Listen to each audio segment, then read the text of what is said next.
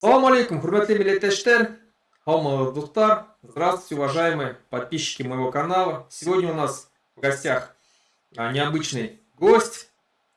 А, У нас гость из Казахстана, зовут его Ильдар. Он является а, специалистом в области промышленности Казахстана. Правильно? Салам алейкум, Да, Ильдар. можно так сказать. Я работал. Алейкум салам, извиняюсь. Поздравляю вас с праздником Рамазан. Взаимно. Наступающий Наурыз тоже. Пусть Новый год принесет нам много радости, особенно башкирскому народу, братскому нашему, ближайшему. Поздравляю с Наурызом. Ильдар, вот ты представился как специалист по, скажем так, промышленному строительству Республики Казахстан, Мгм. независимого Казахстана сегодня, можно сказать, успешно развивающего, динамично развивающего Казахстана. И нам, башкирам, всегда интересна вообще судьба Казахстана, судьба нашего братского казахского народа, потому что мы смотрим со стороны, наблюдаем с белой завистью, как развивается наш братский народ, как он, когда он получил независимость. И сегодня мы, находясь вот, ну, скажем так, в качестве колонии, да, России, на сегодняшний момент не может так развиваться, как это развивается Казахстан, и политическая деятельность независимая, и экономическая деятельность независимая. Так ли все? Ну, со стороны видно, что вот я сам был в Казахстане, я действительно там, ну, порадовался, да, как увидел, меня впечатлило. И, конечно же, я возжелал сам того, чтобы наш Казахстан стал независимым государством. Вот, но многие говорят, есть скептики, которые говорят, что не все хорошо, что мы там также зависим от России, что вот у нас такие-то проблемы, такие-то проблемы. Вот объективно, давай, пожалуйста, разберемся, так ли все действительно хорошо или действительно много что плохо. И вот первый вопрос, если начать с прошлого вообще, вот Казахстан много веков был в составе, ну, сперва Российской империи, потом Советского Союза. И часто русские говорят, любят там говорить, что вот мы вам все построили, мы вам все дали.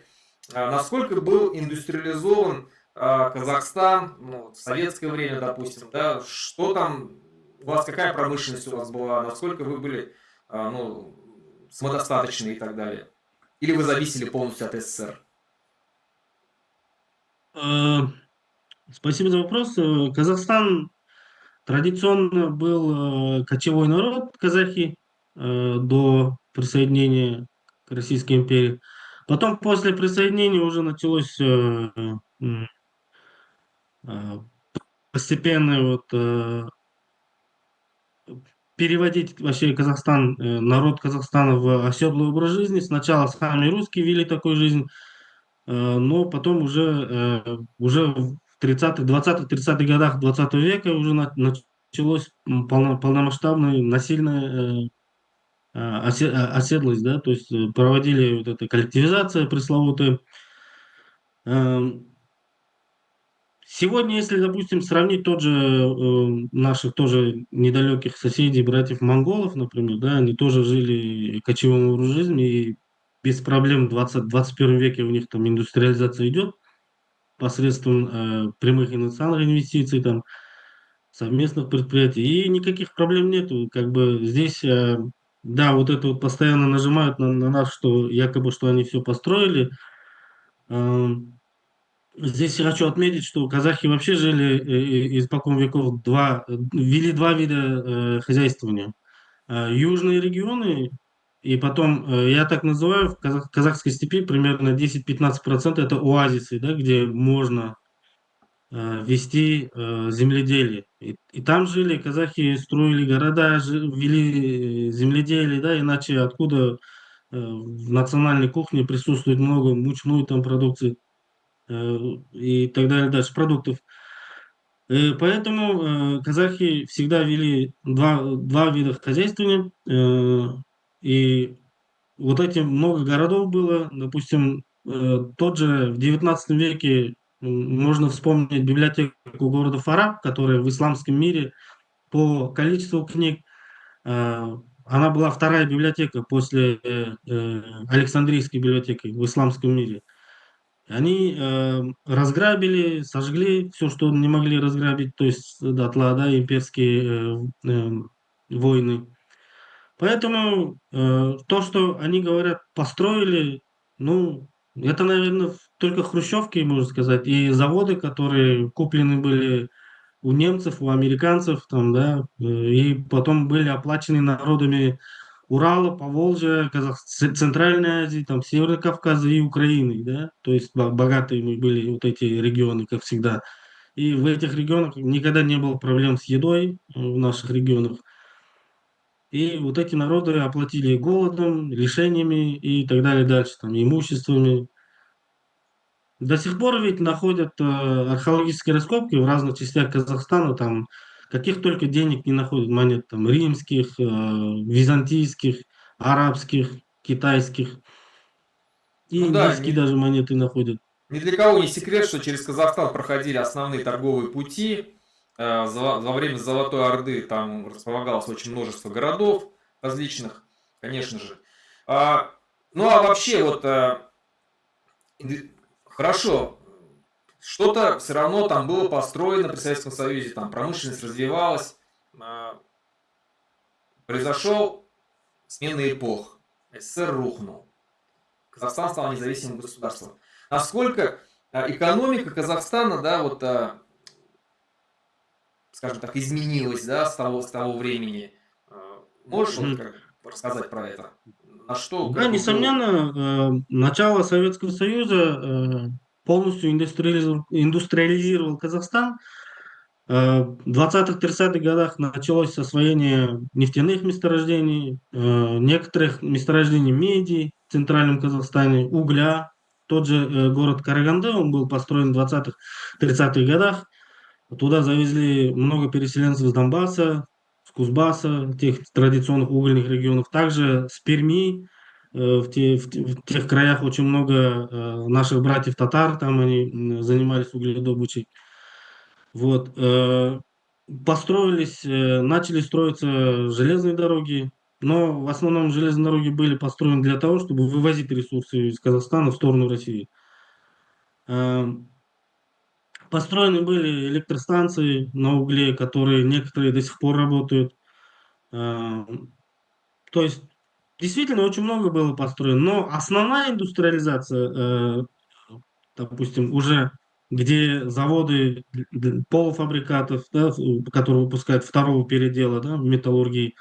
Потом очень большое количество месторождений были раскрыты в 30-х, 40-х, 50-х годах, и в 60-х уже на них начались возводиться различные предприятия. Тот же Экибастуз, например, Тимиртау, Рудный, они все выросли уже во втором этапе индустриализации. То есть Советский Союз действительно полностью изменил ландшафт Казахстана. Казахский народ, народ Казахстана уже, который уже перемешан с другими уже представителями разных уголков Советского Союза, там, специалистами, уже стал более индустриальной страной. Ну, традиционно Казахстан называли материально-техническая база СССР. Вот. Потом начали появляться большие индустриальные центры в Казахстане в советское время. Э, И самое интересное, также развивалось сельское хозяйство в Казахстане. Оно механизировано было, в отличие от многих регионов России. По словам тех же людей, которые откуда-то с разных регионов России приезжали, и они удивлялись, что в Казахстане есть комбайны, трактора, все новое, там, то есть полностью механизировано сельское хозяйство. С другой стороны, если вот мы посмотрим последствия всего этого, допустим, сегодняшний день, когда уже Союз развалился, и мы посмотрели, что мы в итоге получили, да, если по тем же данным советских специалистов, там, исследований, наблюдений, вот эту степень опустынивания в казахской степи было 20-25% в начале 20 века, то в 90-х годах у нас уже была степень опустынивания порядка 60-70%. Э, Казахская земля, она скудная, и испокон веков казахи вели кочевой образ жизни не из-за того, что они какие-то ленивые или какие-то другие, не такие. Они, люди приспосабливаются к окружающей среде, и они видели, что в среднем, например, В Казахстане плодородный слой почвы составляет, так как я в разных уголках строил, от 10 до 15 сантиметров. То есть земля очень скудная у нас. Она подходит только к скотоводчеству. И поэтому я называю некоторые оазисы там, вдоль больших рек или вдоль гор. Там всегда вели земледелие, те же казахи испокон веков и переселенцы, скажем так, с других частей Российской империи. Я бы, наверное, добавил бы, Ильдар, здесь, что помимо того, что они построили, и плюсы, как бы, да, но минусы, которые ты говоришь здесь, но надо же и то, что Аральское море, да, насколько высохло в результате их всех Да, этих экспериментов, и Байконур, и да, взрывы постоянно замечаю. Семипалатинска, это же тоже, все это же никуда не деться, все с этим жить сегодня Да, как-то. на территории Казахстана находилось более 10 биолабораторий, где биологическое оружие различные там выпускали, и около 20 ядерных объектов различных. Ну, это то, что я знаю. Может быть, больше, которых мы не знаем, да, до сих пор, которые не все там секреты еще раскрыты, поэтому, возможно, больше. Также ядерное оружие испытывалось очень сильно в добыче нефти и газа.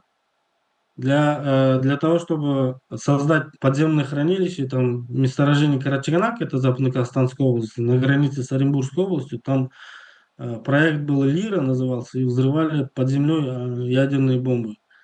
И люди, которые там в этом месторождении работали, некоторые страдают потом от последствий воздействия радиации до сих пор, по сей день. Башкирам это знакомо. У нас в моем районе было два подземных взрыва, Кама-1, Кама-2, чтобы создать вот подземные вот эти резервуары для хранения химических отходов. То есть так они поступали везде, но я знаю, что в Москве они так точно не Да. поступали, в Московской Ну, области. это не их земля, видать, и им это недорого. Да, да, да. Ильдар, расскажи вот нынешнее состояние промышленности Казахстана. Вот мы видим, я вот лично замечаю, что она действительно стартанула достаточно очень хорошо, идет развитие.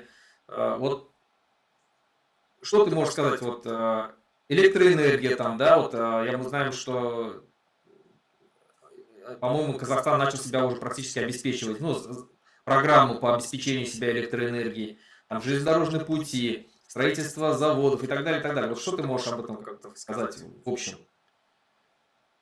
Эм, Как я до этого говорил, после обретения независимости мы посмотрели, мы, оказывается, по экспорту стопроцентно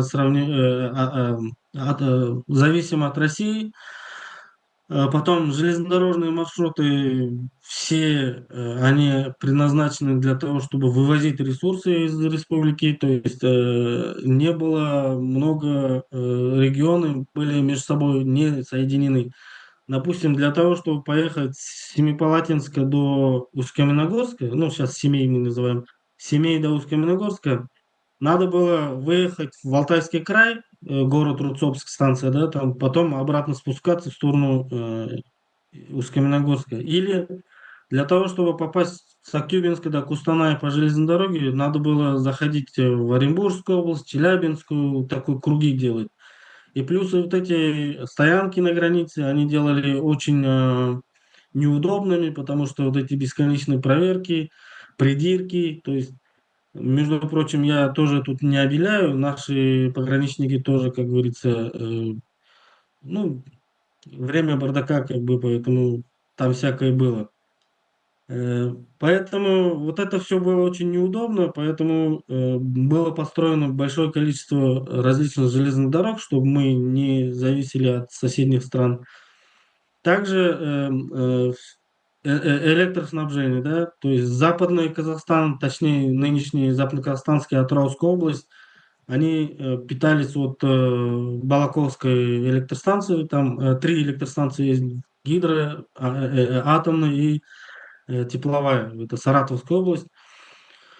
А, Потом Мангистауская область, она была отдельная, у них своя атомная электростанция была в советское время. В 97 году эти реакторы уже были выведены из эксплуатации, потому что они уже отработали свое. Потом уже переведены на газ.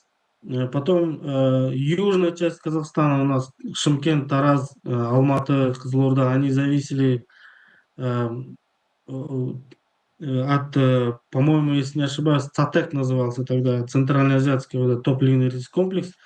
Они были соединены с Узбекистаном, с Кыргызстаном.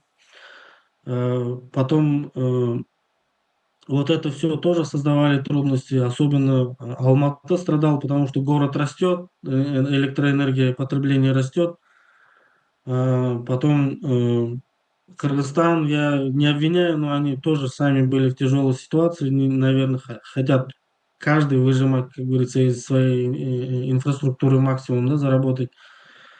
И поэтому решено было вот это все закольцевать, скажем так, языком энергетиков. Построены были тысячи и тысячи километров линий электропередач. Северные области у нас были соединены с Южным Уралом и Западным Сибирью. То есть там тоже, скажем так, повернули эти линии. То есть они закольцованы, получается, сейчас север у нас с Россией и с Казахстаном тоже. То есть в случае чего, куда, что То есть, перебрасывать. То есть тут если нам Россия нужно... отключит, то Казахстан останется Да, со мы светом. можем на себя переключиться, мы полностью в этом плане независимы в плане инфраструктуры электроэнергии. Потом официальные лица как-то рассказывали, был забавный случай. Россияне хотели поднажать на том, что мы якобы от того, что зависим там экспорта нефти от них, они хотели каким-то образом этот рычаг использовать Российской Федерации. Ну, это было при покойном Борисе Ельцине. И потом наши начали в ускоренном порядке совместно с китайцами построили нефтепровод, который называется Атасу-Алашенко. Это центральный Казахстан, соединили с Китаем. Таким образом, мы уже могли этим оперировать. Для нас это был как бы своего рода козырь, да. Ну, это альтернативный И, путь как бы да, продажи альтернативный нефти, да? экспортный путь, да. Поэтому мы не зависим сейчас в этом плане тоже сильно. Хотя, конечно, тут примерно 80 до 90% нашей нефти уходит через Каспийский трубопроводный консорциум, пресловутый КТК, да, сколько уже в новостях было. Весь этот нефть идет в Атырау, там большой хаб, оттуда идет в Новороссийск, и потом танкерами по разным странам. Но основной наш нефть идет, покупатель это Испания, Италия и Румыния. В Румынии у нас румынская компания Румпетрол полностью принадлежит Казмунайгазу. Э, в Европе, когда был кризис 7-8 года, наша национальная компания полностью выкупила компанию румынскую Румпетрол и вся их инфраструктура, то есть вот это в английском языке такое слово downstream, да, то есть это уже когда нефть идет к переработке и производству продуктов, то есть это нефтеперерабатывающие заводы, заправки, это все там принадлежит нашей нефтяной компании. Мгм. А вот Ромпетрол прекрасно представлен в нескольких странах Европы, Турции, Грузии, поэтому это весь наш рынок нефтепродуктов, можно сказать. А вот часто говорят, что Китай, можно сказать, практически экономически поработил там всю Центральную Азию на сегодняшний момент. Там многие от нее зависят из-за того, что она давала дешевые кредиты взамен там, под гарантии там, земель, территорий каких-то природных ресурсов. Насколько Казахстан зависим от Китая? Несомненно, да, торговля с Китаем растет, но я бы не сказал зависимость, да, потому что, ну, как бы друг от друга все каким-то образом мы зависим в какой-то мере. Они от нас покупают много сырья, мы у них покупаем много готового товара, как бы, но Центральная Азия в целом с Китаем сейчас экономика интегрируется, это активно идет. Если рядом у вас стоит вторая экономика мира, почему бы не взять, да, оттуда кусок?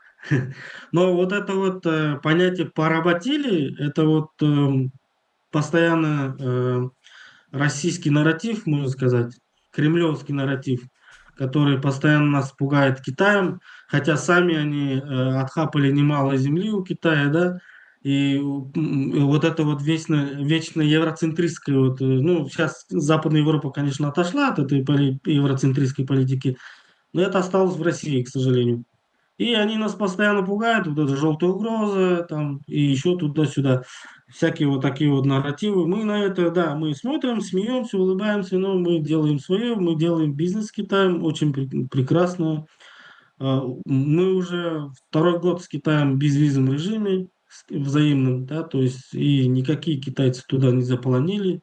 Да, Ну, приезжают бизнесмены, там, ищут возможности, покупают что-то, ну, никаких проблем. то есть ты не считаешь вот эту извечную пугалку русских о том, что Китай захватит Казахстан и сделает ее там вторым Уйгурстаном, да, сегодняшним там Восточным Туркестаном, там, то же самое, что с уйгурами. Ну, наверное, от обычных китайцев может быть, хотя я лично не слышал ни от одного китайца. Э, Потом официальный Пекин как бы никогда не говорил о том, что он хочет захватить. Да, он хочет торговать, но он не собирается вроде, по-моему. Тем более перед Путиным в 2022 году в августе в Астане, когда встретился Си Цзиньпинь, там в рамках ШОС, Си Цзиньпинь перед Путиным сказал, что Китай защищает и безопасность территориальной целостности Казахстана. Мне кажется, это был неоднозначный намек в его адрес, во-первых. Во-вторых, понимаете, вот есть фильм «Апокалипсис» Мел Гибсона, там вот индеец там бежит несколько дней, потом перестает бояться, потом сам превращается в охотника, да. Мы тоже вот в Казахстане боялись, уже перестали бояться, потому что мы видим, что оттуда каких-то негативных знаков особо нет. Наоборот, мы превратились не только то есть мы не превратились в каких-то рабов, мы интегрируемся, да. Китай очень много вложил. Сейчас Китай находится после Нидерландов по прямым иностранным инвестициям в экономику Казахстана, это вторая стала. Когда-то она была где-то на 10-м месте. Эм, Им нужен сырье, нам нужен товар. Да, есть, скажем так, торговый сальдо в пользу Китая, но так как мы сырьевая экономика, мы это понимаем, и конкурировать с китайскими производителями это вообще нереально, то есть что-то такое даже в этом плане Ну а говорить. вот, Ильдар, ты говоришь, что сам признаешься, что Казахстан это сырьевая экономика. А, Да. Чем на сегодняшний момент может похвастаться Казахстан, что он производит сегодня такого, которое бы востребовано было бы на мировом рынке? Эм, Казахстан в основном мы производим энергоресурсы, то есть сырую нефть, потом металлы. Казахстан также Ну это сырье. один из больших производителей э, редкоземельных металлов, таких как тантал, ниоби. То есть потом мы, ну, больше всего мы сырьевая страна, 80% доходов Казахстана мы получаем от сырья. Э, Мы лидируем, на первое место вышла наша компания Казатомпром. Это вообще очень забавная, интересная история. Мухтар Джакишев, господин основатель, можно сказать, компании этой, э, который превратили его в лидеры. Да, мы производим по урану номер один в Казахстане, в мире, по производству, по добыче и производству урана топливного. Э, из таких товаров, как бы, которые бы хвастался Казахстан, я не знаю, честно говоря, Ну я а таких что-то товаров не строится, знаю. вот, ну какие-то, допустим, пусть даже не казахстанские, но, допустим, какие-то предприятия зарубежные, чтобы зарубежные страны открывали свои предприятия в Казахстане по сборке, там, ну, допустим, автомобилей там, или еще чего-то. Да, конечно, несомненно. Если, допустим, давайте начнем с транспортных проектов. 2010-х, 20-х годах, ой, нет, 2010-х годах, между 2000 по 2010 год, вот, были построены очень много предприятий. Допустим, компания, концерн Airbus, они построили, у них есть подразделение, вертолет, который выпускают, так, Еврокоптер называется, Еврокоптер. Они построили сборочное предприятие в Астане. Потом тот же Airbus совместно с Европейским космическим агентством они построили завод по сборке спутников, да, космических, так как у нас есть инфраструктура для этого готовы, э, есть специалисты. И Казахстан в этом плане, в плане космической связи и телевещания, там, мониторинга, мы полностью, у нас свои спутники, мы сейчас полностью ни от кого не зависим в этом плане. Мы свои спутники сами выпускаем. Также мы выпускаем спутники для Турции, для Азербайджана, для наших братских народов. Э, Из, по-моему, дальнего зарубежья мы выпускали спутники для Эмиратов и Саудовской Аравии. И потом еще, насколько, если не ошибаюсь, Малайзия, по-моему, сотрудничает в этом плане. Потом железнодорожное машиностроение, то есть у нас практически все виды, все, что связано с железной дорогой, особенно грузовой, да, мы сами выпускаем полностью. Завод, который по производству зерновозов был построен в Петропавловске. Там есть завод ЗИК-100 называется. Они сейчас уже в последнее время пассажирские вагоны выпускают повышенную комфорт, то есть современные уже. Потом испанская компания Talgo, Patentes Talgo, это знаменитый один из брендов в области скоростной железной дороги. Они тоже построили завод по производству. Но там печально известная история. Там, в общем, россияне каким-то образом туда зашли, Трансмаш Холдинг, потом уже во время кризиса, санкций, этот завод в конце они закрыли, можно сказать. Ну, Э, хорошо, понятно, то есть как бы Да, у нас выпускаются инвестиции есть. электровозы Alstom, потом General Motors, американцы тепловозы завод построили, то есть э, автомобильные заводы есть, Kia, Hyundai, потом сейчас вот строится завод полного цикла китайский, там три бренда, Great Wall, Chang'an, Chery в Алмате. Это будет завод полного цикла, полностью они будут локализовывать здесь в будущем, с таким обязательством строить завод. Это вот в области транспорта, то есть есть предприятия, но в основном они для внутреннего потребления, потому что сначала нам надо насытить, потом, наверное, уже будут выходить на внешние рынки. Я знаю, что у нас Монголия, Украина, Азербайджан, Таджикистан покупают тепловозы, вот эти General Electricские. А, тогда вот следующий вопрос. Многие сегодня говорят о таком так называемом Туране, то есть и мы сегодня видим, пусть это не сам Туран, о котором всегда говорили наши тюрки, предки наши, а вот организация тюркских государств, ОТГ, сегодня очень активно развивается.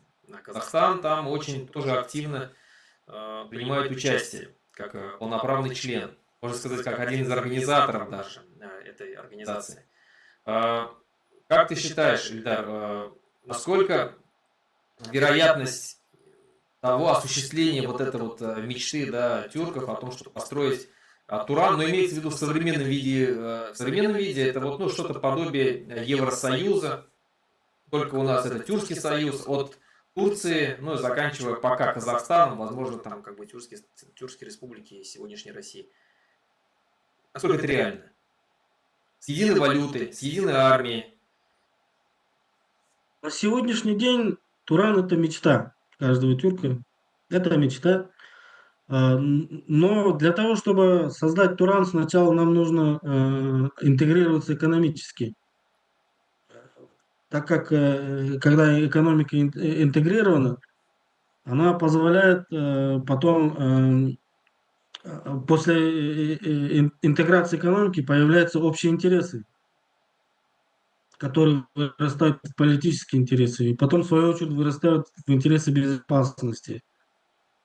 Экономически, я бы не сказал, что мы сильно интегрированы в наши страны. Ну, Турция, Казахстан очень хорошо сотрудничают в различных областях, да. Казахстан, Узбекистан в области, наверное, скорее всего, взаимного обеспечения продуктами питания. Мы им зерно, мясо, а они нам фрукты, овощи.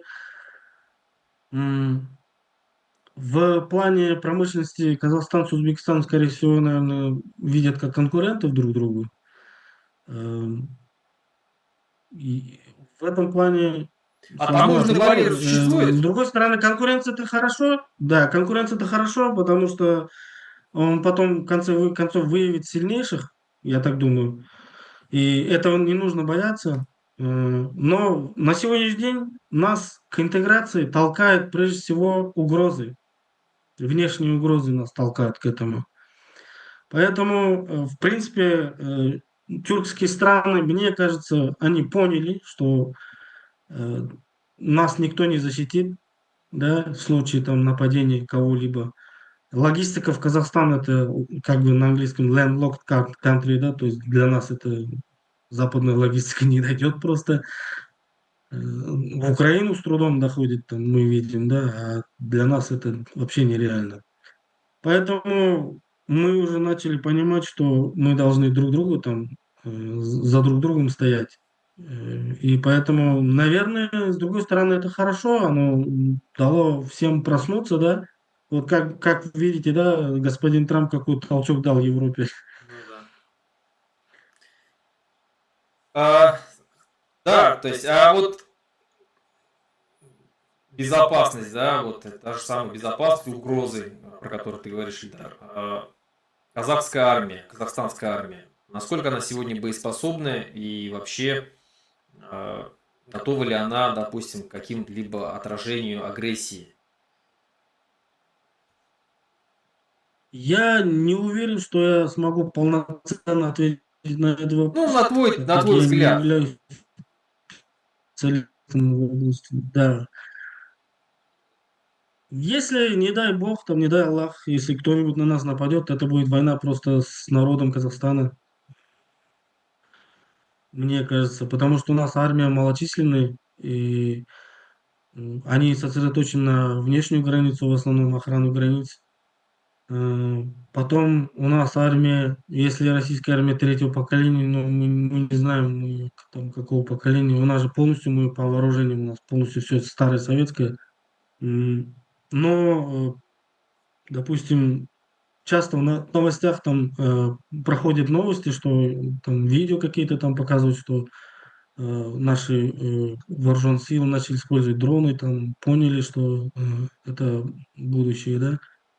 А потом же люди же всегда готовятся к прошлой войне, э, и поэтому всегда война, которая ну, происходит в настоящем, она много новых вещей, новых методик, там новых вооружений там приносит. Поэтому у нас только одна надежда на соседних братских тюркских народов. Я вот недавно был в Ташкенте, заказал такси, и там приехал парень узбек, мы с ним разговаривались, и он мне говорит, вот там мы постоянно видим различные там слова угрозы со стороны там, России. Что вы будете делать? Я говорю, мы будем защищаться, не дай бог, если они придут. Он такой, одобрительно кивнул головой, потом говорит, ну да, мы придем к вам в помощь, потому что, говорит, ну если вас, потом нас. То есть это, говорит, потом же у казахов, узбеков все равно там, даже я вижу у татаров, башкортов есть понятие нашей земли, своей земли, исконной родной земли, да, есть такое понятие, поэтому для любого врага, хоть даже китайцы, хоть даже россияне, каждый куст, каждое здание, все будет врагом для них, опасным. То есть мы Согласен. будем биться. А, Ну, да. Ильдар, вот ты как раз Нынешний про... конфликт, допустим, да, У нас время поджимает. Как раз ты сказал про мгм, Башкортостан, мгм. про Татарстан. Вот как бы ты видел экономику будущего, совместную экономику будущего Казахстана и Башкортостана? Что общего у нас? Что мы можем дать вам, что вы можете дать нам? Представим, что Башкортостан стал независимым государством. Да, да. Если такое представится возможность, я думаю, Башкортостан, он не пропадет, потому что, во-первых, люди в Башкортостане очень образованные, э, люди ориентированы, они понимают, что такое экономика, да, то есть что такое производство в Башкортостане, люди понимают. Потом э, очень много технических кадров в Башкортостане, то есть люди образованы в целом. Вообще, прежде всего, после школы человека воспитывает э, производство. Потому что люди, которые находятся в производстве, они находятся внутри этой экономики, да, которые делают копейка копейки. Поэтому, прежде всего, когда человек э, работал в производстве, как, по-моему, говорил английский один политик, инженер– это лицо нации. Поэтому любой технически подкованный специалист– это э, очень ценный специалист, потому что они готовятся годами к производству. Поэтому Башкортостан довольно промышленный регион в составе России даже. И потом вокруг Башкортостана, если посмотрим, это и Урал, полностью промышленное кольцо, Татарстан, э, ну, Казахстан, да. Я сейчас, наверное, есть много моментов, которые мы могли бы друг другу, там, допустим, да, например, Башкортостан может снабжать молочными продуктами Казахстан, допустим, да, сельским хозяйством очень много может снабжать. Потом нефтехимия. У вас есть очень хорошая база в этой отрасли, его можно развивать и дальше его. У нас крупнейшие нефтеперерабатывающие комбинаты в Европе стоят. Да, есть, да, в Башкортостане он существует давно, уже почти 100 лет, а в Казахстане только-только собирается появляться первый нефтехимический завод. Поэтому где мы, где Башкортостан, в плане вот по производству нефтепродуктов, Башкортостан давно уже находится выше Казахстана. Поэтому, прежде всего, в Башкортостане очень образованные люди, окружающие все регионы относительно благополучные, ну, в российских мерках, наших СНГшных мерках, да. Поэтому, я думаю, друг другу нам много чего нужно давать. Потом, э, мне нравятся такие страны, как Ирландия или Новая Зеландия, или Австралия, которые, они базируются на своих традиционных отраслях, как овцеводство. Они его довели до идеала, допустим, да. Казахстан тоже может, и в Башкортостане тоже можно взять то, что вы умеете, и из него делать, э, например, хорошие вещи. Например, Башкортостан очень хороший регион для сбора меда, да. В мире вообще сахар– это дефицитный товар. Если вы обратите внимание, всегда, каждый год в цене растет сахар и бензин. Всегда. То есть вот эту отрасль можно развить и довести до идеала, допустим, получать э, хорошие ингредиенты там, для дальнейших производств, натуральные ингредиенты. То есть очень большие возможности у этих регионов. Они не зря благополучны относительно в составе России. Поэтому, мне кажется, если независимость будет, получит Татарстан, Башкортостан, они получат очень много больших возможностей. Э, Не нужно будет деньги куда-то отдавать, там это все вкладывается внутри страны. В Казахстане практически все областные центры, они перестроены за эти годы. Вот. Мы, как Россия, больших денег не зарабатываем, но относительно все равно нефть позволяет, доход от нефти там, э, развивать такие отрасли, как строительные. Да? У нас в Казахстане последние 30 лет это строительный бум. Я был. Вообще, в 94 году, когда Назарбаев объявил о том, что надо перенести столицу и построить столицу, люди просто крутили у виска. О чем он вообще говорит? Там, мы выживаем. А потом, оказывается, люди поняли, это дало мультипликативный эффект, потому что туда стекутся строители, это всех надо кормить, одевать, снабжать строительным материалом, инструментами, все такое там. Это такой был бум мощный, да, в 2000-х годах. Ну, согласен, да, согласен. Вот заканчивая такой для меня очень болезненный, да, вообще для нас, очень, для башкир очень болезненный вопрос, который был для вас когда-то тоже очень болезненным вопросом, это вопрос языка. Я знаю, что на момент отсоединения Казахстана от России, обретения независимости, казахов в самом Казахстане было всего 39%. Русскоязычного населения было 51%. Это если брать русских, украинцев, белорусов, немцев, греков и так далее. То есть 51%. 39% только казахов. На сегодняшний момент казахи, наверное, одна из самых быстро растущих наций в мире. И сегодня, если не ошибаюсь, 70% населения Казахстана это казахи. Этнические казахи. И дети практически все разговаривают на казахском языке. И мы когда приезжали в гости, нас приглашали казахские ребята в Алмату, мы приезжали, там разговаривали, когда нам говорили, что в Алмате, допустим, на 89 году была всего одна казахская школа. То есть уровень манкуртизации, ассимиляции был большой, огромный. Огромное количество казахов, которые не знают русского языка. Вот как сейчас в Казахстане? Вот, ну, это вот мое наблюдение, а вот ты, как человек, который там живешь внутри, как ты можешь сказать? Вот, язык выстоял? Язык выстоял. Теперь казахский язык он не пропадет. Это факт. Это уже состоявшийся факт. Конечно, мне, как представителю казахского народа, очень хотелось бы, чтобы оно развивалось не таким темпом, а еще больше. Но, с другой стороны, я понимаю, что надо дать время, наверное, да, вот. То есть сначала те, кто уехали, уедут, кто не согласен, скажем так, с жизнью Казахстана. И, во-вторых, из-за того, что у нас было меньшинство в своей же республике, наверное, мне кажется, по моим наблюдениям, что нашим властимущим казалось, что мы можем возбудить, там, если мы возьмемся за это радикально. И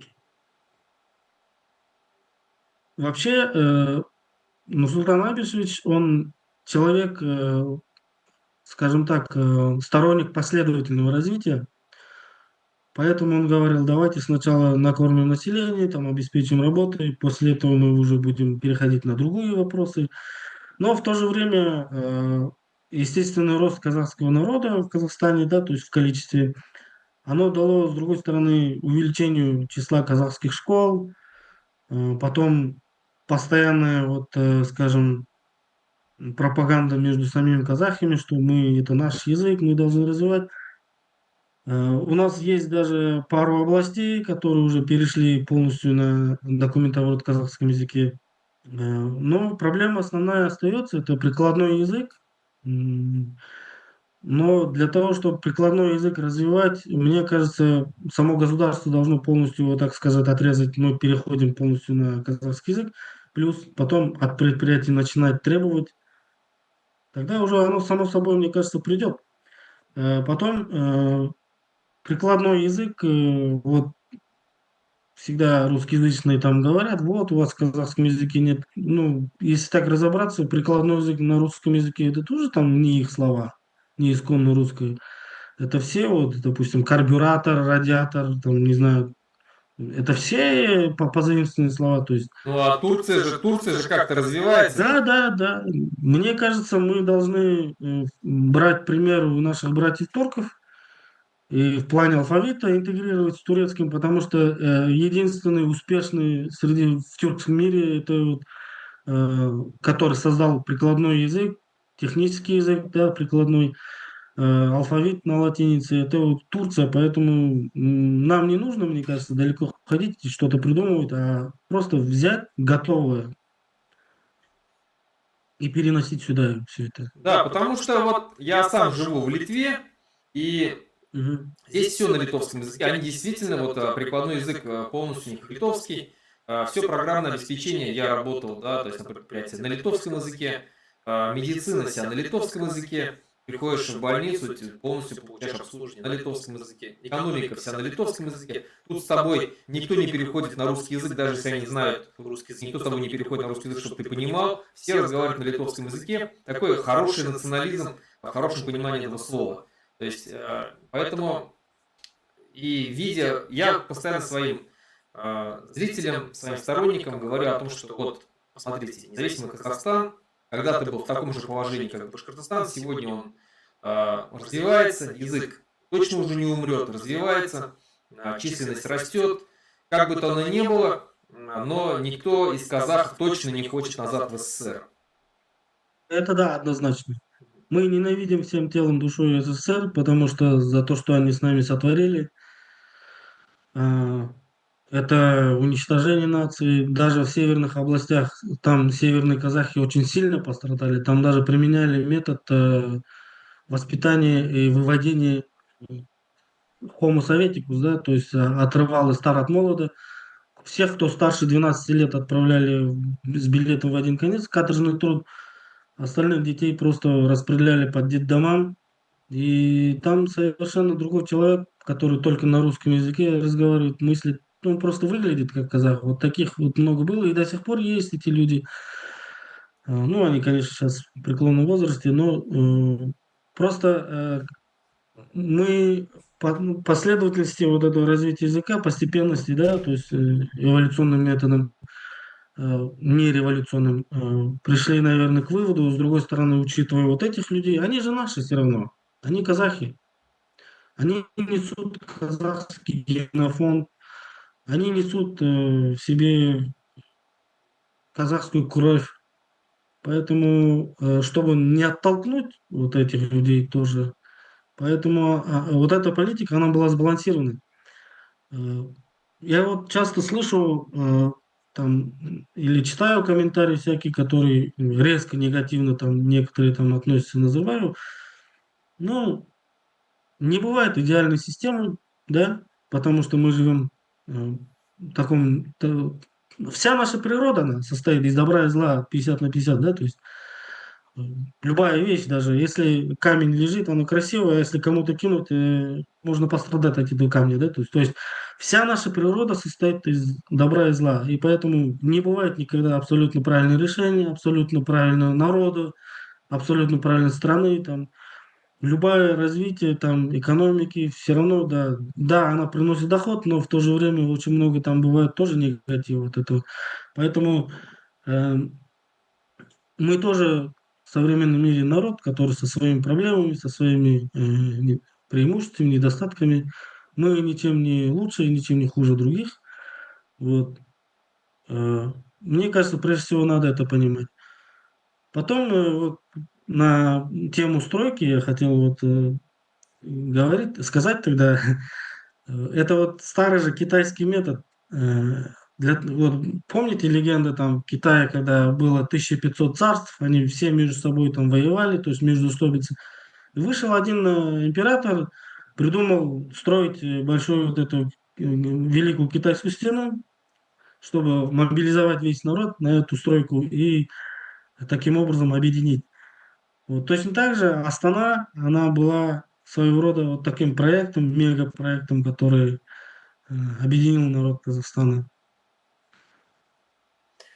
Да, я согласен, и всегда привожу пример, когда многие даже ругают Назарбаева, я говорю о том, что как бы то оно ни было, Назарбаев, во-первых, смог сохранить Казахстан, как целостность Казахстана смог сохранить, смог, скажем так, провести Казахстан между да, Сцилой и Харидой, то есть между там, Китаем и Россией, вот, и не впасть в полную зависимость.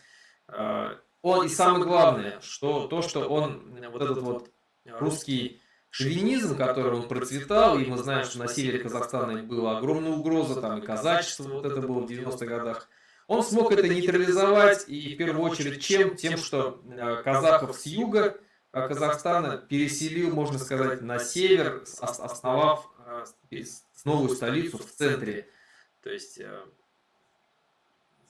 Да, то есть как бы плюсы есть Можно обязательно. так сказать, да. И потом, если, допустим, в будущем, если вы хотите объединить свой народ, надо показывать хорошие стороны, да, хорошие стороны своего народа.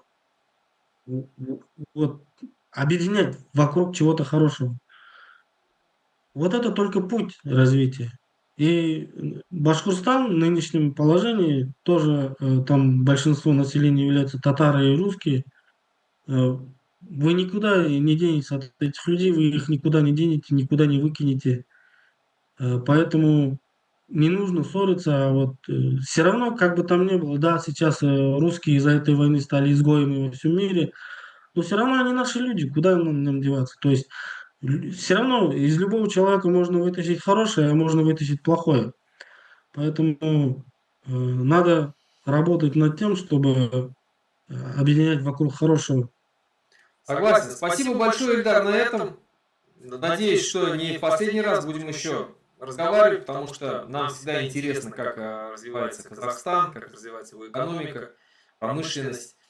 Поэтому буду рад тебя видеть в моем эфире, в наших эфирах. Хорошо? Буду с удовольствием делиться. Все. Рахмет. Ахмед.